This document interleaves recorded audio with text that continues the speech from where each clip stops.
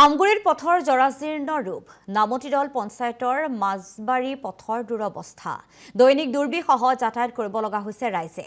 মাজবাৰী গাঁও আৰু ধুদৰ আলি সংযোগী পথৰ দুৰৱস্থাৰ বাবে জিয়াটো ভুগিব লগা হৈছে অঞ্চলবাসীয়ে নিৰ্বাচনৰ পূৰ্বে পথছোৱা নিৰ্মাণ কৰি দিয়াৰ বাবে দাবী উত্থাপন কৰিছে ৰাইজে এই সন্দৰ্ভত আমগুৰিৰ পৰা কুমাৰ চেতিয়াৰ এক প্ৰতিবেদন আছে আগবঢ়াইছো নিৰ্বাচন আহিছে আৰু গৈছে ভোটৰ বাবে ভোট ভিক্ষা কৰি কিন্তু প্ৰতিজন জনপ্ৰতিনিধিয়ে গাঁৱে গাঁৱে ইতিমধ্যে আৰম্ভ কৰিছে তেখেতলোকৰ নিৰ্বাচনী কুচকাৱাজ গঞাবাসী ৰাইজৰ যি দুৰ্দশা এই দুৰ্দশাক লৈ কিন্তু চকু নাই জনপ্ৰতিনিধিৰ মই বৰ্তমান উপস্থিত আছোঁ ঐতিহাসিক শিৱসাগৰ জিলাৰ যি নাজিৰা বিধানসভা সমষ্টিৰ অন্তৰ্গত এটি পথত আৰু যি পথে ইতিমধ্যে যন্ত্ৰণা ভোগাইছে ইয়াৰ যি পথচাৰী লোকসকলক নিতৌ আচলতে একাঠু বোকাৰে তেখেতলোক অহা যোৱা কৰিবলগীয়া হৈছে এই পথটোৱেদি মই পোনে পোনে অসম লাইভ 24 দৰ্শকক সেই দৃশ্যাংশ দেখাবলৈ লৈছোঁ মই কৈছোঁ এইটো পথ হৈছে যি মাজবাৰী আৰু যি ঐতিহাসিক ধুদৰ আলি সংযোগী এটি পথ আৰু এই পথটোৱে ইতিমধ্যে জ্বলা কোলা খুৱাইছে বুলি ক'ব লাগিব ইয়াৰ যিসকল পথচাৰী বিশেষকৈ উল্লেখ কৰিব লাগিব যে এই যি পথটো আচলতে যি পুখুৰী সদৃশ দ গাঁত ইতিমধ্যে আমি আপোনালোকক দেখুৱাই আছোঁ অসম লাইভ 24 দৰ্শকসকলক আৰু এই পথৰ দাঁতিতে আছে দুখনকৈ বিদ্যালয় একোখনকৈ নামঘৰ আৰু আছে ইয়াত চৰকাৰী ডাকঘৰ আৰু কেইবাটাও অনুষ্ঠান প্ৰতিষ্ঠান তাৰ পাছতো কিন্তু জনপ্ৰতিনিধিৰ কাণসাৰ নাই এই যি পথছোৱা মেৰামতি বা নিৰ্মাণ কৰি দিয়াৰ ক্ষেত্ৰত আজি পৰ্যন্ত কোনো ধৰণৰ গুৰুত্ব প্ৰদান কৰা দেখা পোৱা নগ'ল আৰু মোৰ লগত এই মাজবাৰী অঞ্চলৰ স্থানীয় ৰাইজ আছে মই তেওঁলোকৰ পৰা পোনে পোনে ভাষ্য ল'ম কি ক'ব আচলতে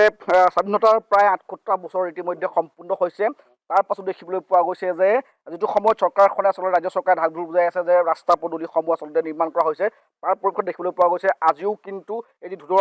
আলি আৰু যি মাজবাৰী সংযোগী পথটো প্ৰায় এটা বিধ্বস্ত অৱস্থা কি ক'ব আপুনি এই মুহূৰ্তত হয় আটাইতকৈ দুখৰ বিষয় যে অৱশ্যে নিৰ্বাচন সমাগত এই নিৰ্বাচন সমাগত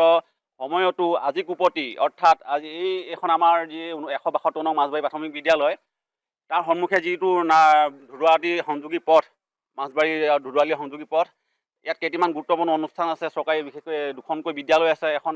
LP স্কুল সিফালে আছে MV স্কুল আৰু লগতে সংলগ্ন ডাকঘৰ আছে সুলভ মূল্যৰ দোকান আছে আৰু সিফালে বাউলী পুখুৰী সংযোগী ট্ৰেইনালি সিপাই আছে এছোৱা পথ গতিকে সকলো ৰাইজৰ এইপিনে অহা যোৱা হয় মুখ্য পথ সেইটোৱেই গতিকে দুখৰ বিষয় সিডোখৰতে সীমাবদ্ধ হ'ল ৰাস্তাটো এই অন্ততঃ 200 মিটাৰ ৰাস্তা কিয় বাদ পৰি ৰ'ল সেইটো ৰহস্যৰ বিষয় হ'ল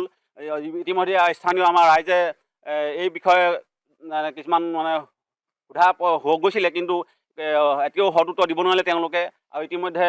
ইয়াৰ পৰাই এইটো ভোট কেন্দ্ৰ যিহেতু ইয়াৰ পৰাই কিমানজন প্ৰতিনিধি ইয়াৰ পৰা নিৰ্বাচিত হৈ গৈছে তাৰ হিচাপ নাই এই ভোট কেন্দ্ৰ অনুষ্ঠান হ'ব পৰাৰ পৰা গতিকে এই ক্ষেত্ৰত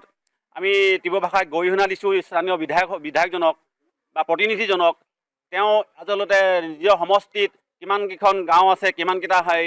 ভোট কেন্দ্ৰ আছে সেই ভোট কেন্দ্ৰকেইটাৰ অন্তৰ্গত যিসমূহ গাঁও আছে তেওঁ ইয়াত পৰ্যবেক্ষণ কৰিবলৈ নাহিলে গতিকে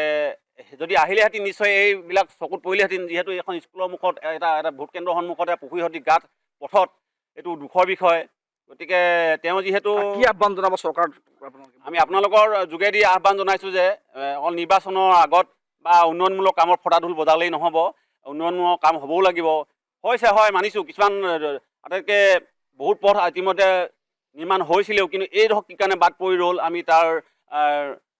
সদুত্তৰ বিচাৰিছোঁ আৰু নিৰ্বাচনৰ আগত নতুবা পিছত হ'লেও আমি এই পথছোৱা নিৰ্মাণ হোৱাটো আমি ৰাইজে বিচাৰিছোঁ হয় নিশ্চয় ক'ব চব নিৰ্বাচন আহিছে আৰু গৈছে কিন্তু জনপ্ৰতিনিধিৰ আচলতে ধুমুহা কিন্তু নিৰ্বাচনৰ আগত কিন্তু বলে তাৰ পাছতো কিন্তু এই যি স্থানীয় মহিলা আছে কেনেকুৱা ধৰণৰ অসুবিধা হৈছে পথটো নোহোৱাৰ বাবে আপোনালোকৰ